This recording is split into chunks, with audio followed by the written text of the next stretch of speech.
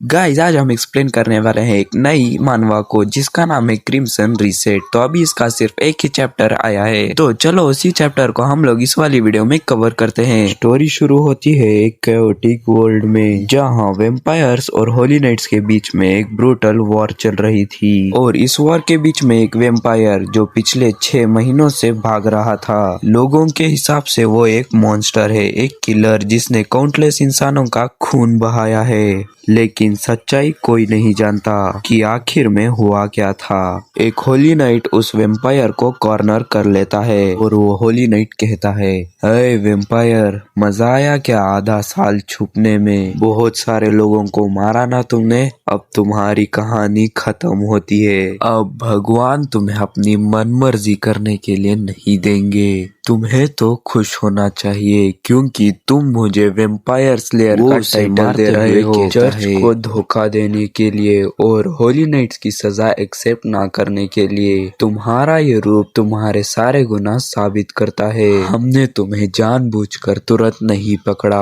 और तुम्हें जो चाहे करने दिया गया क्योंकि तुम बहुत टाइम बाद एक वेम्पायर के रूप में आए। हमको धीरे ऐड करना था ताकि हमें लोगों की तरफ से ज्यादा अटेंशन मिले।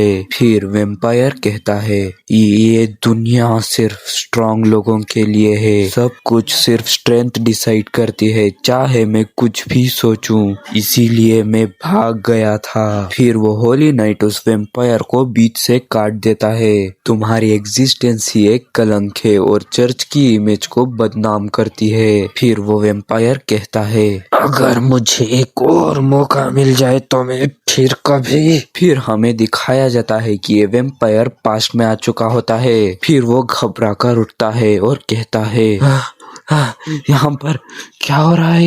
ये सब कुछ क्या हो रहा है? मैं तो बीच में से कट चुका था, मुझे पता है मैं मर चुका था। क्या ये सब कुछ एक सपना था? नहीं, मुझे पता है ये बिल्कुल वही टेंट है जिसमें मैं रहता था जब चर्च के होली नाइट्स मेरे पीछे पड़ गए थे।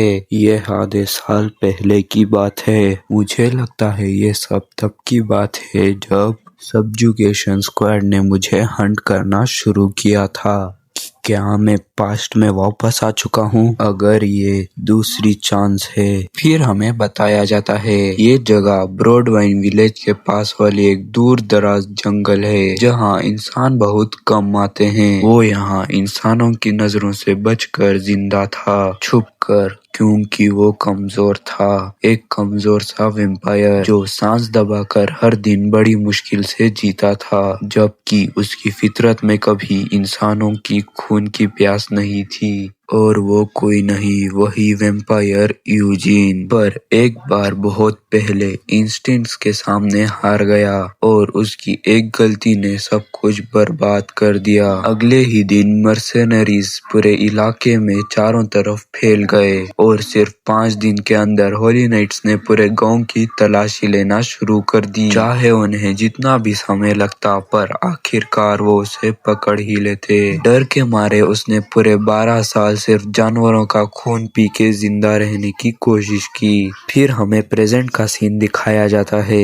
यूजीन कहता है, पर मैं कैसे वापस आ गया? अब सिर्फ एक ही चीज इम्पोर्टेंट है, मैं दोबारा वही गलतियां नहीं कर सकता। चाहे मैं कितनी भी बार छुप जाऊं, अंजाम हमेशा वही होगा। तो मेरे पास अब सिर्फ एक ही रास्ता बचा है, मुझे इतना ताकतवर बनना होगा कि अगर वो मुझे ढूंढ भी ले तो भी मुझे मार ना सकें। अब वक्त आ गया है वेम्पायर वे में चलने का। आज से मेरी सर्वाइवल स्ट्रेटेजी बदल जाएगी। एक वेम्पायर खून के जरिए ताकत हासिल कर सकता है। जितना ज्यादा ताकतवर खून का मालिक होगा उतनी ही ज्यादा पावर मिलेगी। और ये रहा इस जंगल का असली मालिक। फिर वो ड्रैगन यूजीन के ऊपर हमला कर देता है। यूजीन बड़ी मुश्किल से उस हमले को डॉज करता है और कहता है, मेरी अभी वाली कमजोर बॉडी के साथ मैं सिर्फ उसके अटैक से बच सकता हूँ, लेकिन अगर मैं उसे जरा सी भी चोट पहुँचा दूँ तो मैं उसका खून पी सकता हूँ। अब तक मेरी पूरी सर्वाइवल स्ट्रेटेजी सिर्फ एक चीज पर डिपेंड थी, अपनी प्रेजेंस को मिटा देना। पर अब जब मुझे पता चल गया कि छुपे रहना आखिर में फेल हो ही जाता है, तो अब मेरे पास हिचकिचाने का कोई रीजन नहीं बचा। ऐसा कहते हुए यूजिन उस ड्रैगन के ऊपर हमला कर देता है, लेकिन उसकी स्वॉर्ड ही टूट जाती है। इसी मौके का फायदा उठाते हुए ड्रैगन अपनी पूंछ से उस पर हमला करके उसे दूर फेंक देता है और वो नीचे पड़े हुए कहता है, क्या मैंने इस रोमर की स्ट्रेंथ को अंडर एस्टिमेट कर दिया? फिर हमें रोमर्स के बारे में बताया जाता है। रोमर्स ये डंजियन मॉन्स्टर्स नहीं होते, बल्कि जंगली शिकारी होते हैं जो विल्डरनेस में घूमते रहते हैं। कुछ रोमर्स माना क्रिस्टल लेकर भी नजर नहीं आते।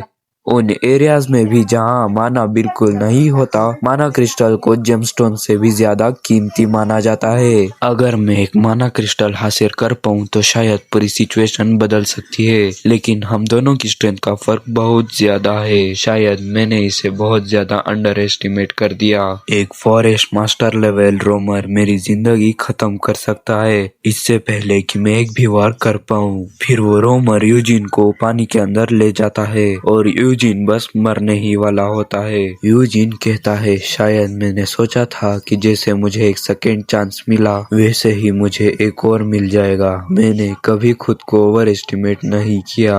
मैंने अपनी पूरी जिंदगी घिसते हुए गुजारी, सांस सांस के लिए लड़ते हुए। सिर्फ जिंदा रहने के लिए मैंने सब कुछ किया, लेकिन अब मैं जीने के लिए लड़ने का फैसला करता हूँ। मैं लड़ूंगा और इस बार हारने का कोई मौका नहीं। हार के बाद कोई नेक्स्ट टाइम नहीं होगा। ऐसा कहते हुए वो उस रोमर को बहुत गंदी तरीके से मारता है और मारते मारते ट्रांसफॉर्म होने लगता है। जिंदा रहना हमेशा दूसरों के खून पर खड़ा होकर ही मुमकिन हुआ है। मैंने खुद से वादा किया था कि अगर मुझे एक और मौका दिया गया तो मैं दोबारा भागूंगा नहीं, मैं लड़ूंगा, मैं खून भी हासिल करूंगा और जीत भी। और हमें यूजिन का एक खतरनाक सा ट्रांसफॉर्मेशन दिखाया जाता है। तो यहीं पर हमारा चैप्टर 1 खत्म होता है। अभी तो सिर्फ चैप्टर 1 ही आया है, तो जैसे ही चैप्टर 2 आएगा मैं उसको भी कवर कर दूंगा।